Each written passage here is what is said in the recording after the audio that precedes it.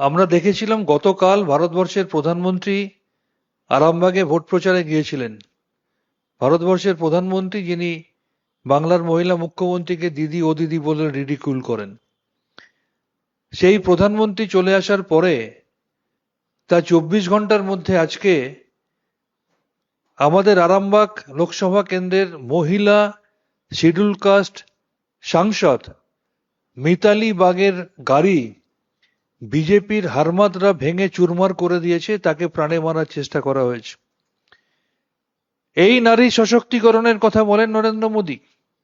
আমরা এর আগে দেখেছি শিডিউল কাস্ট মানুষের ওপরে দাঁড়িয়ে বিজেপির নেতারা প্রকাশ্যে বিজেপি শাসিত রাজ্যে প্রস্রাব করছে। আমরা দেখেছি শিডিউল কাস্ট শিডিউল ট্রাইব বলে ভারতবর্ষের মাননীয় সম্মানীয় রাষ্ট্রপতি মহোদয়াকে রাম মন্দির উদ্বোধনে ডাকা হয় না বা নতুন পার্লামেন্ট বিল্ডিং এর উদ্বোধনে ডাকা হয় না। আমরা দেখেছি এই বাংলার একজন শিডিউল কাস্ট শিডিউল ট্রাইব সম্প্রদায়ের মাননীয় মন্ত্রীকে বিরোধী দলনেতা বলেন জুতোর তলায় রাখি। আর আমরা দেখলাম প্রধানমন্ত্রী সভা করে যাওয়ার পরে তার 24 ঘন্টার মধ্যে একজন পিছিয়ে পড়া সম্প্রদায়ের মহিলা সাংসদের উপর কিভাবে বর্বরোচিত আক্রমণ করা হলো, তার গাড়ি ভাঙচুর করা হলো। এই হচ্ছে মহিলা সশক্তিকরণের নিদর্শন, এই হচ্ছে শিডিউল কাস্ট শিডিউল ট্রাইবদের প্রতি ভালোবাসা। আমরা দেখেছি 91 লক্ষ মানুষের যে নাম বাদ গেছে তার মধ্যে কত schedule caste schedule tribe, Namasudra, তফসিলি, আদিবাসী সম্প্রদায়ের মানুষ রয়েছে। আমরা দেখেছি বিজেপি শাসিত রাজ্যগুলোতে মহিলাদের ওপর নির্যাতন, যৌন নির্যাতন কিভাবে লাফিয়ে লাফিয়ে বাড়ছে। আমরা দেখেছি কিভাবে মাত্র দুদিন আগে দিল্লির বুকে প্রকাশ্যে সকাল 6:45টার সময় 22 বছরের একজন আইআইটি স্টুডেন্ট মহিলাকে, যার বাবা এআরএস অফিসার, তাকে ধর্ষণ করে খুন করা হয়েছে।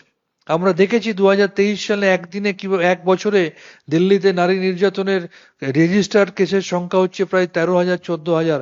আমরা দেখেছি সারা ভারতবর্ষের মধ্যে ধর্ষণের কেসে প্রথম স্থানে রয়েছে বিজেপি শাসিত রাজস্থান, নারী পাচারে প্রথম স্থানে রয়েছে বিজেপি শাসিত রাজ্য। এবং আমরা দেখেছি কয়েকদিন আগে উড়িষ্যার মুখ্যমন্ত্রী বিধানসভায় প্রশ্নোত্তর পর্বে অফিসিয়ালি উত্তর দিয়ে জানিয়েছেন যে মাত্র 14 মাস সময়সীমার মধ্যে উড়িষ্যায় নারী নির্যাতন, যৌন নির্যাতনের রেজিস্টার্ড কেসের সংখ্যা প্রায় 36,000। এবং এই প্রধানমন্ত্রী সভা করে যাওয়ার 24 ঘন্টার মধ্যে বাংলার একজন শিডিউল কাস্ট সম্প্রদায়ের মহিলা সাংসদের ওপর বিজেপির বর্বরোচিত আক্রমণ আরো একবার প্রমাণ করে দিল যে এই ভারতীয় জনতা পার্টি শিডিউল কাস্ট বিরোধী, শিডিউল ট্রাইব বিরোধী, ওবিসি বিরোধী, পিছিয়ে পড়া সম্প্রদায় মানুষ বিরোধী এবং নারী বিরোধী।